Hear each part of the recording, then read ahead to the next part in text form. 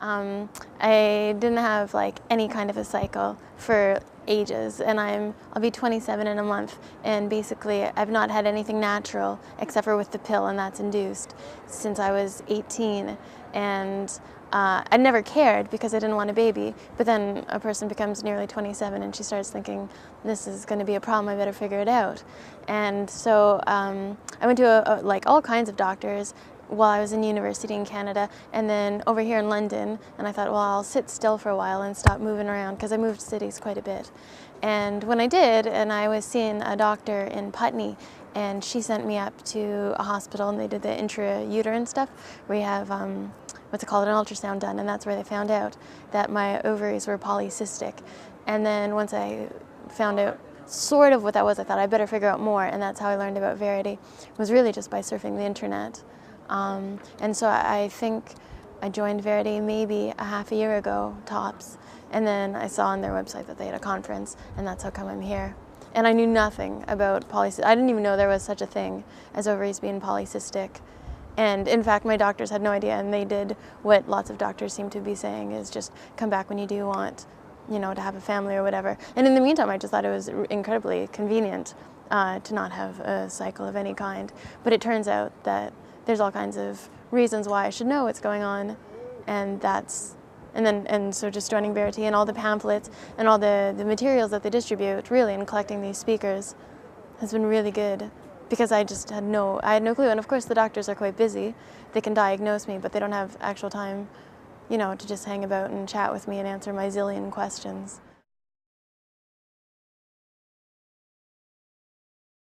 It's incredibly important to just bring together these women to tell me, because I'm quite young and in the beginning of just learning this process. So to meet people at different stages of understanding, and there are women here who are pregnant, so that's fantastic, and then women at older stages and at younger stages, and so learning about it, just being surrounded by people who want to talk about it, and really, I like talking about me and I want to hear about other people, so that's quite helpful to me, because the sources of information are pretty weak. I can go into a library and find about in vitro fertilization, but it's not enough. That's not what I'm after. I want to know about what the longer term consequences are, and I found no information aside from what Verity's given me, really, and the doctors might be able to tell me a bit, but as I say, they're just too busy. So to have something that's more, I don't know, created by patients, by people who've got this syndrome, or just have polycystic ovaries without the syndrome, then yeah, it's just a helpful resource. Really immensely helpful, because I had no other resources.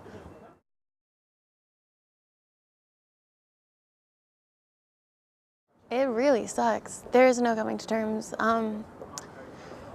Yeah, it's not pleasant to think about, because having a family would be so fun, and of course a person can adopt or, you know, do something else, but really, like, of course a woman wants to have her own family, and so that's not, and then cancer is what a big scary thing that is. So to just talk to people about it, and then to see that there are women who are successful, and then, my gosh, this morning the first lady who spoke, she said, oh, well, there's this symptom, or this, you know, this consequence, but there's ways to deal with it. And she just said it so casually, like it was the most, everybody would know that you can solve this particular problem, you know, whether it's you don't have a flow, and that could be a problem, or you have acne and that's a bit of an issue. And the way she just said, oh, you know, all this, we can address that, or we can address this, I never realized that, you know, that there was so much help for a person, and not just like support. Of course, the person wants so much support, but then there's actually been progress on helping people with symptoms. That was really reassuring as well, and that helps a person come to terms with things. As for having a family, it sounds actually pretty dire, 40% chance of miscarriage for a person with the full-blown syndrome. It's not very nice to hear, is it? But at any rate, to know that there are people who are successful, and that there are treatments and sort of, you know, actual support with medications and whatnot.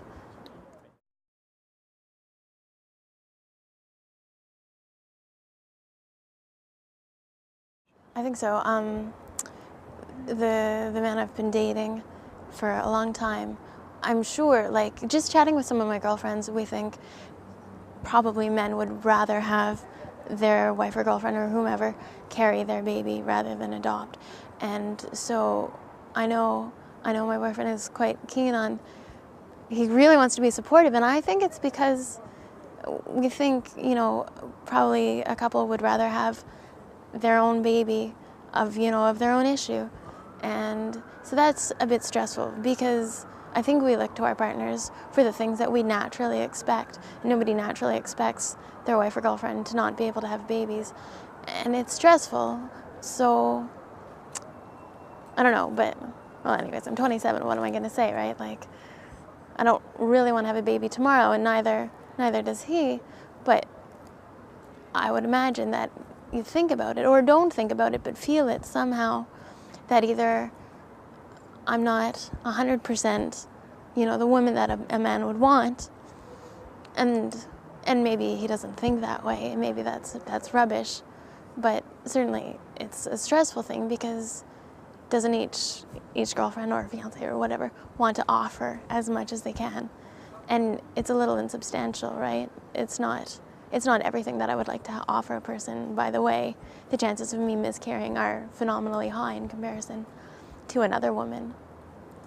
So that's not nice to know, and it's kind of a crappy deal, really.